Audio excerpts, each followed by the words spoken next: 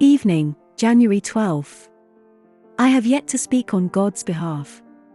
Job 36 verse 2.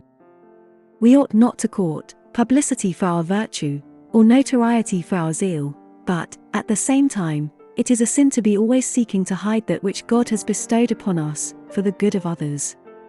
A Christian is not to be a village, in a valley, but a city set upon a hill. He is not to be a candle, under a bushel, but a candle in a candlestick, giving light to all.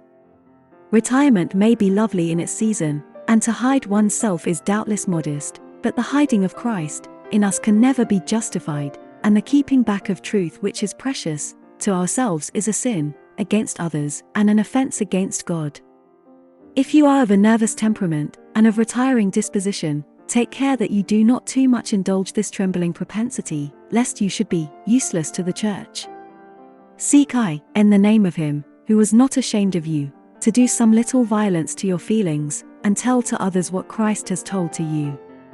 If thou canst not speak with trumpet tongue, use the still small voice.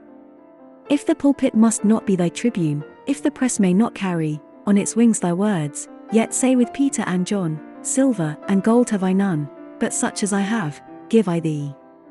By such as well talk to the Samaritan woman, if thou canst not on the mountain preach a sermon, utter the praises of Jesus in the house, if not in the temple, in the field, if not upon the exchange, in the midst of thine own household, if thou canst not in the midst of the great family of man.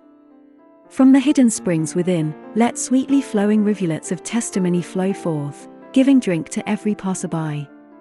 Hide not thy talent, trade with it, and thou shalt bring in good interest to thy Lord and Master.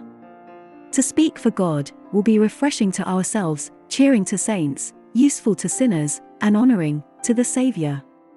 Dumb children are an affliction to their parents. Lord, unloose all thy children's tongue.